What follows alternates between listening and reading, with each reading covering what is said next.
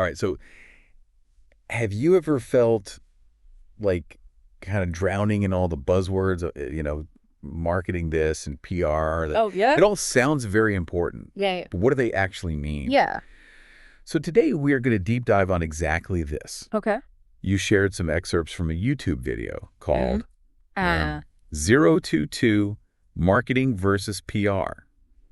The Black, the White, and the Gray Where? by a PR expert named Trevor Young. All right. And by the end of this deep dive, you'll not only know the difference between marketing and PR, Right. but you will also understand why it matters to you.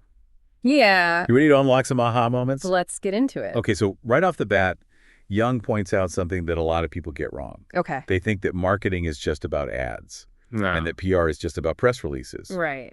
But it's way more nuanced than that, right? Absolutely. It's kind of like, Yeah, it's like thinking a chef just throws ingredients together. oh, There's an entire process behind the scenes. I like that analogy. Yeah. So what is the recipe for marketing then? Well, think of it as understanding your market from top to bottom.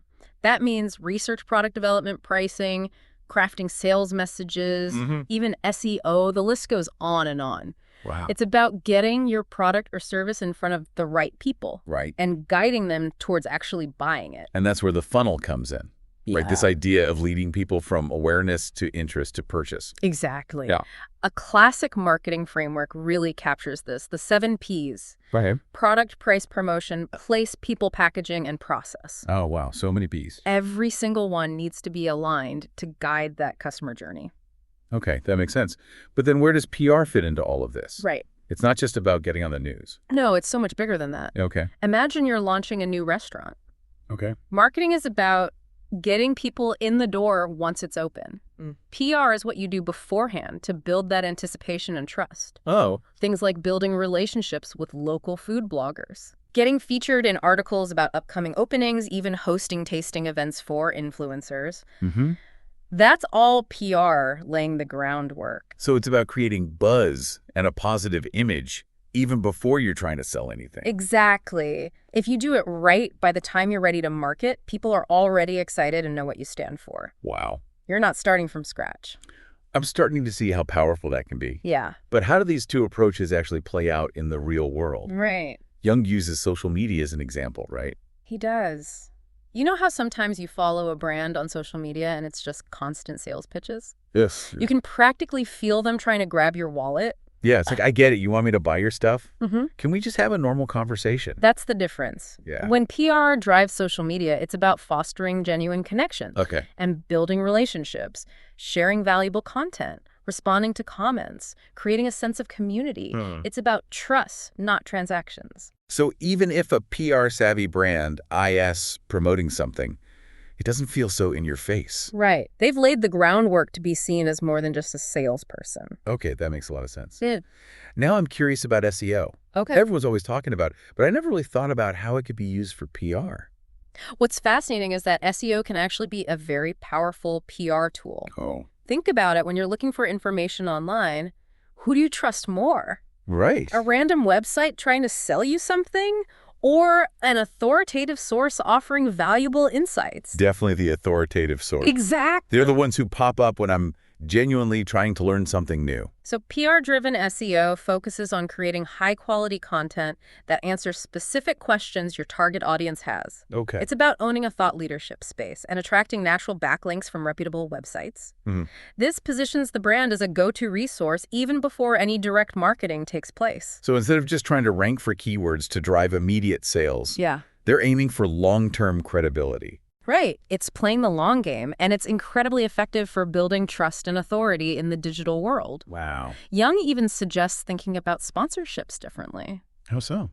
Well, a marketing-heavy approach might be to just slap your logo on anything and everything, just get that visibility. Right. But PR might lead you to a niche event perfectly aligned with your brand values. Oh. Or a partnership with a nonprofit that resonates with your target audience. So it's not just about how many people see your logo, but about making the right people feel a connection. It's strategic alignment rather than just a shout fest. I like that. We can even see this with things like podcasts and videos. Got it. Marketing might be all about like a slick product-focused series.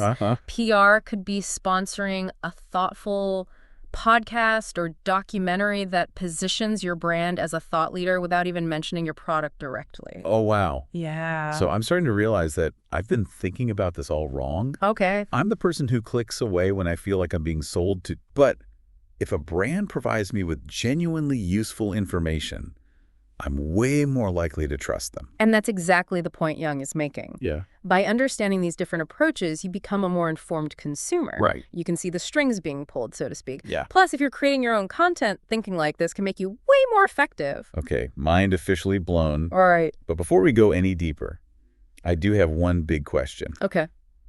If PR seems to be doing all of this heavy lifting, why do so many companies still focus primarily on marketing? That's a great question and a perfect segue into our next segment. Okay. You see, Young argues that the mistake many marketers make is focusing solely on tactics, without first establishing a strong foundation of trust and credibility. They're like chefs trying to decorate a cake before they've even baked it. Okay, I'm hooked. Let's bake this cake and get into those tactics next. Let's do it. So you're right. Many companies just dive headfirst into marketing tactics without really considering the bigger picture. It's like they're trying to build a house on sand. Oh. Instead of like on solid ground. Okay, I see where you're going with this. Yeah. You need that solid foundation of PR before you start plastering on the marketing. Exactly. And that's what makes Young's approach so interesting. Okay. He says that PR can actually support so many different functions of a business. Oh, really? Not just marketing. So it's not just about getting people to buy your product. Right. There's more to it. Absolutely. Think about recruitment, for instance. Okay. Top talent wants to work for companies with a good reputation. Right. Companies that they believe in. And a strong PR strategy can really help build that employer brand. That makes sense. And attract the best and brightest. Nobody wants to work for a company with a bad image. Right. And I bet it helps with partnerships too, right? We had it. Right. When you have that strong reputation and you share values with potential partners, collaborations become much easier. Yeah. They see you as a valuable asset, not just someone trying to make a quick buck. It's about building that credibility over time, not just chasing those short-term gains. Okay, so PR isn't just a marketing tactic. Right. It's like a philosophy Yeah. that influences how your entire business operates. That's a great way to put it. Yeah. And this long-term thinking really shows up in how Young breaks down different content types. Okay. You know how everyone's creating articles and blog posts and videos and podcasts these days? It's content overload out there. It is. And Young points out that marketers often use this content to push people further down the sales funnel. Okay. It's very product-focused. Right. Think blog posts like 5 reasons you need this widget, or videos showcasing all the amazing features of your product. Yeah, I see that a lot. Right. It feels like they're trying to convince me I have a problem I didn't even know I had. Exactly.